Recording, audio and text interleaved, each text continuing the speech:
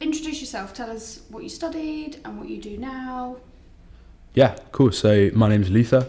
I'm a filmmaker, commercial filmmaker, videographer, that sort of combination. I studied film, movie, image production at NUA last year. So I graduated 2023 and I was the COVID generation. So I came in 2020 and left when it was all over.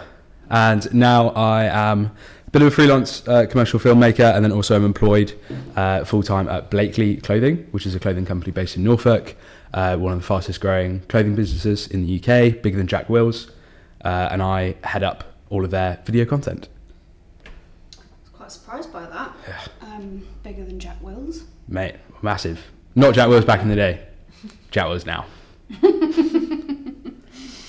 Great. And do you want to tell us a little bit about sort of how you got into that then from graduating? Yeah, of course. So I graduated and you have that mad scramble.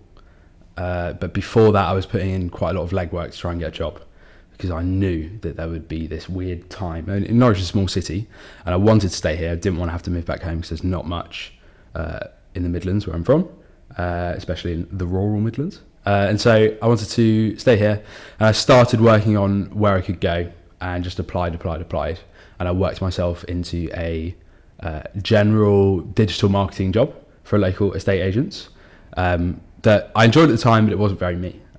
It was not that creative. And I was the only creative in a very not creative company. And that is a real struggle for a lot of people, especially if you struggle to articulate that creativity, or if you're trying to do high-end stuff, in which case the return on investment often tapers at the end.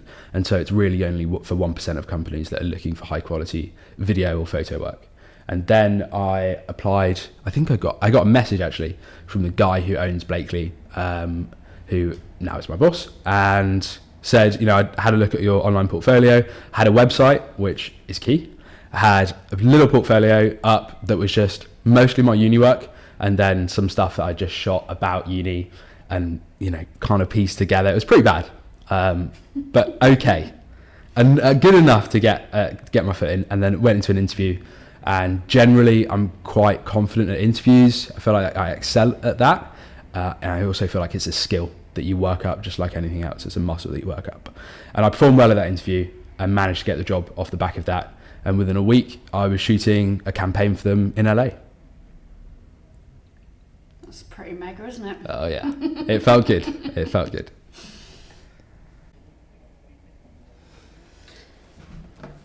I was going to just say, I haven't introduced myself quickly. I should probably introduce myself. So I'm Evie Ross. I'm the Industry Link Officer here at the university. I'd be interested in hearing more about your role, just kind of what actual things you're doing there, what you've kind of been getting involved with. Yeah, so like I said, I came on a year ago and I'm the sole video creative for the company. So it's just me and then also a lovely girl who works in brand who kind of helps out with edits here and there. So I, for the most part, head up the video production, and that kind of falls into three categories. It falls into doing the e-commerce video for their buy page. There's a fair bit of research that kind of shows that if you have video on your buy page, it can increase conversion. So I do some of that. And then on the other side of it, I do campaign level and that sort of more creative vibes. So we've got a series called Blakely Faces that covers creatives and people that work in fashion or just creative people that we can kind of piggyback off of and associate the brand with. And then on the other side of it, there's also events. So any events that we do, and we're increasingly doing more events a la Gymshark or Tala for men's and women's. So there'll be like yoga events or gym events for our training line, which is a gym related line. And so that is another kind of element of what I do. That's a lot of like show up on the day, see what you can get. And the game there is to try and make the most out of quite a little amount of time and a little amount of planning. Cool, thank you. We should have introduced you at the beginning, Yeah. shouldn't we? Well, we're here now, aren't we? So I'd like to talk to you a little bit today about our topic, which is don't take it personally, and what that means. So my perspective on it is that as a creative person, when we're making work, it does feel deeply personal. It does feel like we are giving a little bit of ourselves every time. because naturally, inspiration, creativity and all those things. And sometimes it can be really hard to take some criticism or some feedback without taking it personally. And actually trying to figure out, how can we use it constructively? How can we, I suppose, break down the feedback that we're given and understand what is constructive and what isn't. So I don't think it's as simple as just don't take it personally. I think it's, developing a new skill of being able to go, oh, okay, actually that's valid, I didn't think of that. Or also identifying when sometimes you've got a tricky client who might just be being a bit of a pain. So, it's a hard one, I think. So what do you think about that? What's your experience been like that since you graduated? Feedback is always difficult. Like you said, it can be personal, and you can go, oh, I've put so much time into this, or this specific feedback is the worst feedback you could have given me. Like, change the music is a standard edition horrible feedback, and it means loads more work. But it will tell you a few things about yourself, how you reply to that feedback in your own head. Firstly, if something is really difficult to change in the latter stage of your production process is flawed. And for me, that manifests in post-production. So if I am constructing something in a destructive way, where I'm creating layers and not masks, for example, or if I want to move something retroactively, it's actually really difficult, or my organization of my files is wrong and I need to have a better file naming system, that sort of thing. It should be telling you something about your system if it's a pain in the ass to change something. Then there's the actual getting the feedback of whether you should change it, if that's your creative license, if there's something that you can put into contract when you're doing freelancing. And also it will tell you something about where your client is getting value off of you. I think a lot of the time the people will mistake that someone will or isn't hiring you for the work as well as your creative opinion. Sometimes they literally just want you to go in and create something that looks like it already exists within their brand. They want more of the same, they don't want different. Versus a project like a music video or perhaps a commercial, music videos especially, where the value that your customer is getting is actually from your creative vision and from being able to set yourself apart. And that might be technical, so that might be a lens that you've got that's kind of rare, or it might be an editing workflow, it just might be stylistic movement or light. I think as well for feedback, if you're freelancing, it's worth understanding whereabouts you fit in that business. So if you're getting feedback and it's saying, I don't like this, like I don't like how bright this is, well, the customer is actually thinking, what your client is actually thinking is, I don't think this will make me more money. And ultimately that's what you're there for. I think you've got to understand that as a freelancer, is the business side of it. And we often put too much emphasis on the creativity, I think, and the lulula sort of like nice stuff that's easy and fun to think about, and there's actually a lot of resource out there, versus the harder business side, which is that you're someone who's generating revenue for this business. You're part of their marketing spend, which is tax write-offable, and you're there to generate more revenue for them. So if they're saying that text disappears too quickly, it might actually mean this call to action is too quick and the customer's not going to understand. Yeah, I think the business thing's a really interesting perspective. It's like you have a business, you're not your business. Yeah. So if you can sort of change your mindset in that, then it's a lot easier to take criticism and you understand the whole sort of monetized element of it. I was going to say how kind of at university, obviously, although you do regularly receive feedback, a lot of it's internal and it's not kind of public facing, a lot of your work. Kind of how, when you're thinking about the business, how have you found that transition of not only getting feedback from the client, but also the reception of audiences? And how do you kind of manage that? I think there's an element, if you're creating work that goes out to a lot of people right at the early stages of your career, that's actually something that's quite different and quite interesting. So just to give a bit of context, the business that I work for has a lot of meta spend. So a lot of the work that I'm doing is for paid ads. And that itself means that any small problem or detail in the video that you've not put attention into, by default, millions of people are going to see that. And most creatives aren't used to that. And I especially wasn't. You know, if I put something out on Instagram, that's getting 1,000 people see it, max. You know, knowing the Instagram algorithm these days, it's getting a couple hundred likes. Or if something blows up on TikTok, it's getting a couple 100,000 views. Whereas the videos that I'm creating and the content that I'm creating will definitely, without a doubt, get millions of views because they're paying for it. And so, what was your question? essentially kind of how you manage kind of reception of external audiences Yeah. in terms of feedback. Yeah. Because although you are kind of hidden by brands at that point, and Yeah. they don't kind of know it's you doing that. Obviously, you do know it's you doing that. So how do you kind of, in terms of taking it personal? I think there's 2 layers to it. So I think there's like that external, if someone comments on a video or it's coming from a customer or someone public facing. And there's also another difficult dichotomy in there, which is getting feedback that's not from your line manager or the person that you're creating it from, but from someone in their sphere of influence, right? So if you're part of a team and the feedback isn't from your manager, but it is from that team, that's actually really difficult, because then it's like, big alarm in the background. Sorry if you heard that. There's a police chase happening.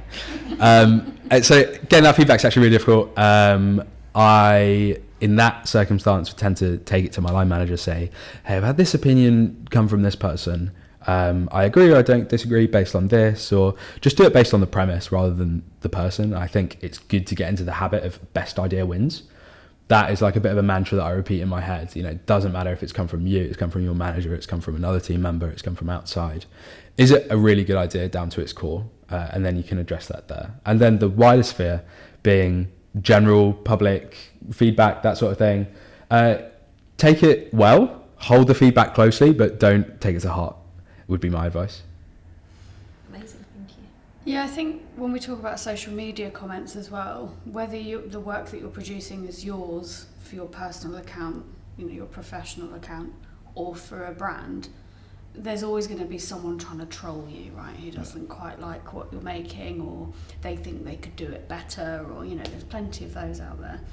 I'd like to live in a world where if you haven't got anything nice to say, don't say anything, and it shouldn't be so competitive between creatives, but there's always going to be someone. Yeah. And I think there's a lot of value in developing, almost like a thick skin to it, and being like, that's not actually valid feedback, so I'm not going to take that on board, but learn from it.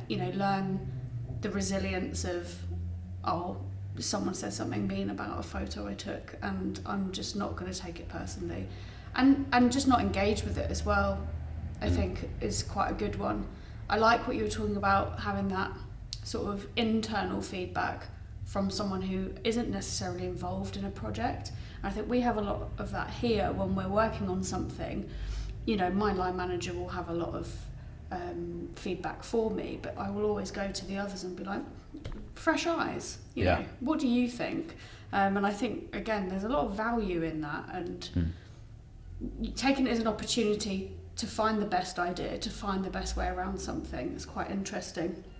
I think another thing as well is if you're working with other clients on projects and things, sometimes you have to really trust your gut and look out for those red flags if something's not working and they're sort of trying to squeeze you into a box where they've said, I want you for your stuff, for your creativity, for your ideas, and then they're like, well, actually, could you do it a little bit more like that? Yeah. I think it's safe to just go, actually, I don't think this is going to work. What do you think about that relationship sort of like, because when there's money involved, everyone's like, I'll pretty much do anything, especially when you're first starting out. But have you, Creative arts as well, it's visual, and most everyone has eyes and a brain. And so everyone's got an opinion on what they think will look the best, even if they don't have the background to back that up.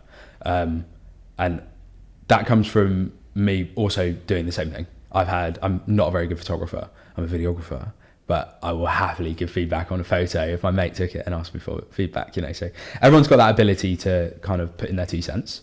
I think when it comes to business and managing clients, I'm a big fan of like mega personal responsibility. So Jocko Willink, I read his book and really loved it. And that is all about having extreme ownership. It's called extreme ownership. He's an ex-SAS guy, super alpha guy, but he has a really interesting way of leading a team and a way of thinking about tasks. And he believes in this extreme ownership. So it's the vibe of like, if anything goes wrong on a mission, or in our circumstance on a project or with a client, or you keep on getting issues with this specific client, or the client's giving you feedback that really doesn't make sense, or they're, like you said, you think they're hiring you for creative vision, they're trying to pigeonhole into this box. It is all your fault, basically. That's the long and short of it, is that it is your fault, because somewhere along that process, you have done something that's enabled them to do that, right? So whether that be your contract isn't tight enough with creative vision, or your vetting needs to improve with your clients. If you keep on getting these client problems, it's probably the way that you're vetting and taking on clients. And so, yeah, I think you should be tracing it back to you every single time, because most of the factors that are to do with someone else, they might exist. I think less so than we probably imagine they do in reality. I think most things are actually our fault. But even if they do exist, they're probably unchangeable. So start thinking about what things you can change. So tighten up your contract, for example. Have, during that exploratory talking at the beginning with a client, have those conversations, have those tough conversations early on, and say, what would success look like for you in this project, for example? Would it actually look like you being a bit more of a creative visionary for this project? Okay, do you have the skills to back that up? Have you done stuff in the past that you thought you looked really nice? Or maybe it's actually getting a really solid reference down, so that they're not just pointing to buttons on the screen or whatever and going, make that bigger, make that smaller, just going, have you seen anything that's perfect that you'd like me to kind of imitate? Take that and then add your own style and add your own flair to it. I think as well, we have to treat those professional relationships like we do in any other, and you need some really strong boundaries, and you need to set expectations right at the beginning, and that kind of protects you a little bit, because I know that people really struggle with that, but if you think about it in long term, if you've already set an expectation of like, this is the kind of thing I will deliver, this is how long it's going to take, this is how much it's going to cost, and this is how I work, give them a little bit of inside knowledge on your processes and sort of the way that you go about things, then they're with you on the journey, aren't they? They're not just sort of telling you to go off and do a thing and then sort of sitting there panicking, but I haven't heard from you for 2 weeks. It's like, because I've been making stuff. But I know that as a creative practitioner myself, I know it's really hard to sort of stand up for yourself and say, no, my expectations of you also are these, because it's a two-way street. As much as they're hiring you, you've got to think about them as well in a sort of interview sort of way, I guess. But I think people really struggle with that, especially when it comes to like money and contracts. I was listening to a podcast called Building Your Brand, which is really interesting. And there was this woman talking about how she was always so frightened to give people a contract. She thought it would put people off. She says, but it wasn't until she started doing it she realised that actually people prefer that, because then they know where they stand and the relationship's a lot easier to manage, because you can go back to and go, well, actually, if you remember, we agreed the following. You did mention something earlier about legalities as well when it comes to like creative ownership and stuff like that. I think it's really interesting. Do that early on would be my advice. Even when you do free work, contract that, because it's good to get into the habits. It sets your client expectation, and it just makes sure that you own the work, which is the only reason you'd be doing free work in the first place. So contract right now, if you're listening to this, if you're doing creative practice of any kind outside of an education environment, and you're doing it for a client, a family friend, a mate, contract it. And just say to them, look, this might seem a little stuffy, it might seem a little formal, but I'm trying to get into the habit of writing these contracts and protecting myself legally. Is that okay? Would you be all right to sign that? And if they say no, and you move on to the next one. Is that ever a bit scary when you're kind of first starting out to kind of set those boundaries? Because I can imagine that when you kind of graduate, you want to take on as much work as as you can. Kind of how do you transition into having that kind of resilience and kind of being boldness in the way that you're working with people? Tough one. I think it happens by trying to do it and realising that the alternative is getting screwed over on loads of different projects. I would be doing it during uni as well. So this is good advice to anyone. So if you're first or second year and you're doing anything practice related, whether it be graphics, film, fashion, photography, be doing side projects all the time. Do that by any means necessary. Film especially is a hard one because the barrier for entry is actually quite high monetarily. Yes, you've got the MRC here, which will let you take out equipment, but there's a lot of paperwork that surrounds that, and not always is the quickest thing to get done. So if you have to, do ideas like find a mate that's got a camera and see if you can borrow it. Pool money together would also be another one. I know that I've had friends that have done that successfully whilst you're at uni. Buy gear secondhand, have it retain 70-80% of its value over the course of 2-3 years, sell it at the end, and you'll have made back a fair bit of money. Even if you only take on free projects, you will have 100% made that money back by losing 200-300 quid a head over 3 guys or gals that are making stuff, because your portfolio will have gained thousands of pounds worth of value, and that will pay dividends over time. So start doing that early, start making stuff in a professional setting, and contract out as early as possible. It is intimidating, it is scary. There's a lot of good advice probably out there on YouTube. Business incubator, anyway, will probably be able to help you with that as well. I know some of my first things where I was thinking about setting up a production company with a good friend of mine at uni, we came to the business incubator and they were able to give us like stock templates for the contracts, things like that. Should we do a shout out for the careers inbox there? Go. Shout out. Yeah, so it's careers@norwich.ac.uk if you've got any questions about starting a business or freelancing. Big up. Yeah, I think a sensible thing as well is to just advise people that you can actually do whatever you like with your contract. You could put whatever you want in it. Yeah. So actually feedback, especially if you're starting out, allocate a space within your contracts, like, right, after this point and I've delivered X, Y, Z, there's a space for feedback. So we have a meeting, we look at the work I've produced for you, you give me some constructive feedback.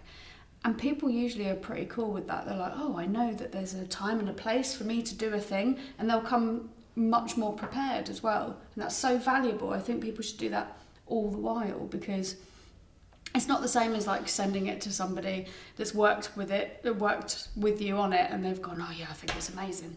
Because you're all going to tell each other it's amazing. Yeah. But if the client, especially if you're starting out, you say, look, this is my third, fourth project, I really like to add a space for us to talk about this very openly, I think that would be Yeah. a really sensible addition to a contract. Contract is just words. Yeah, it's just just do it. words on a piece of paper. It doesn't have to be the aforementioned service provider is Luther and the client is hereby called the client. You know, you can put anything on paper, and just as long as you signed it, or if you send it over and they say yes over email, that's also legally binding. Yes. So yeah, just consider it a piece of paper. I don't know, this is a bit scary, but maybe the way that I would see it is it's a piece of paper that if they say they've agreed to it over email, then it's legally binding. So in a court, it would stand up, right? And you'd say, you said if I do this work, you'd pay me this sum of money. So yeah, put in there whatever. Also, a good thing to note is I was speaking to a friend of mine, Briar, recently. So she's a social media exec and she does freelance social media management, that sort of thing. And she was talking to me about a case study she had. So she had a client that said it was going to take X long to do this thing, and she wanted it billed hourly, a build by the project, sorry.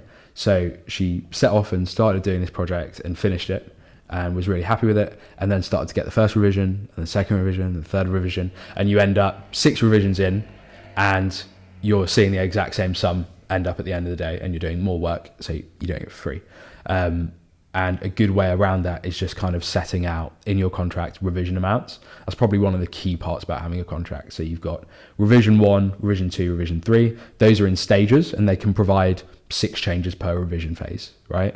And then after that, if the client says, look, I don't know that I will only have 3 rounds of revision, I might have 10 rounds of revision, what then? You can say, I'll just put it in the contract that you've got 3 rounds of revision included in X price, and then after that I'll go to hourly billing at this set rate.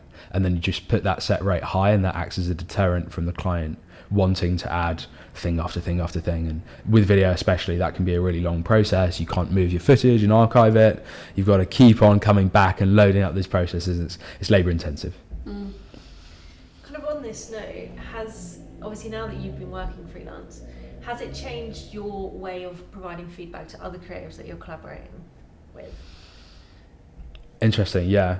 I think the way that it's informed the method that I use for giving feedback is that I'll try and be specific and outline a box before I give feedback if they haven't already, right? So the dream for feedback is you say, hey, I've done this project, XYZ isn't finished yet. I'm looking for feedback on this part of the video, right? So I'm looking for like feedback on lighting, or I'm editing it now, I'm looking for feedback on editing.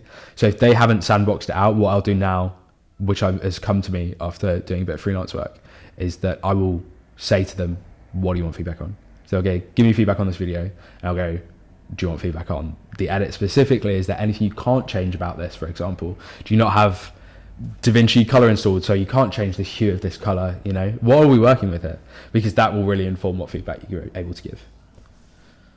Yeah, and I suppose that's relates back to taking ownership over stuff as well. It's like, setting those boundaries and those expectations. It's like looking for feedback, or you're looking for feedback, and it's a two-way street. So you're controlling the feedback that you're either giving or receiving. And I think that's a really sensible thing, because you're kind of protecting yourself as well a little bit, because you also know what to expect. If you just say, tell me what you think about this thing, then they might just go a bit too far, and then it does get personal. But you know, then you have to punch you in the face.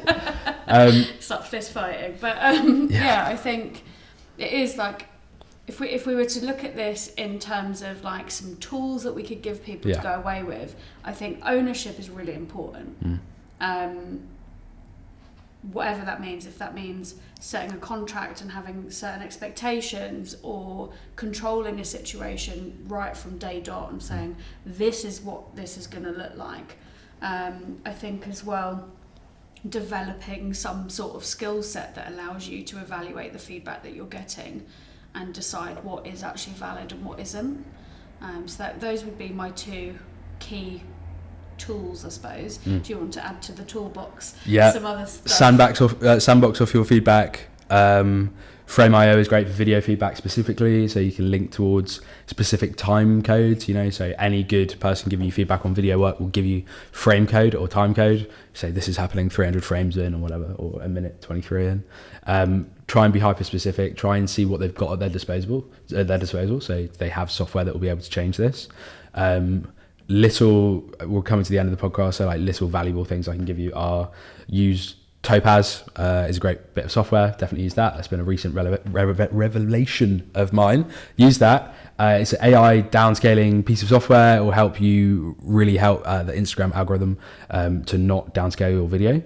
So use that. Oh, very good. Very clever. And it kind of does what Handbrake does, but in an AI way. So it's like filling in detail. Start using that. Learn DaVinci Color, especially if you're in uni at the moment. I don't know if they teach DaVinci, but that was like the main thing that I learned that was helpful in post-production, is learn DaVinci and learn DaVinci Color, because you can start punching way above your weight quite early with that. So if you spend 6 months learning that, you will punch way above your weight, and it's the same amount of money to be bad at DaVinci as it is to be good at DaVinci.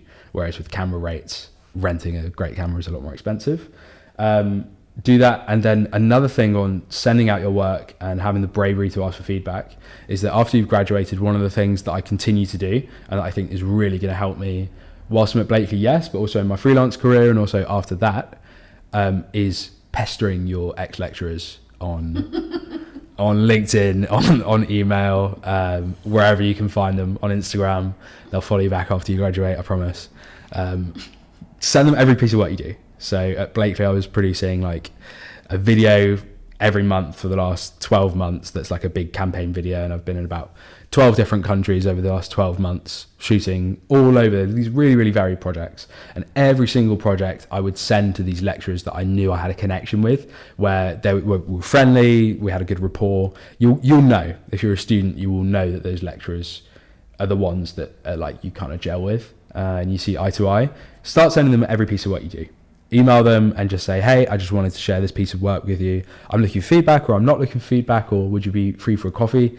And over time, they will reply, because, you know, they will see your growth. I think, you know, first couple of things you send them, they might be like, why am I getting emails from this random dude that graduated, and I can't even give him anything because he's already got a job. But do it, and then you build rapport, and it's about building that local network as well. Nice. Oh yeah. Lovely stuff. Thank you very much. Great. Well, thank you for joining us. Thank you very much. Concludes our episode. Thanks for having me. Bye, everyone.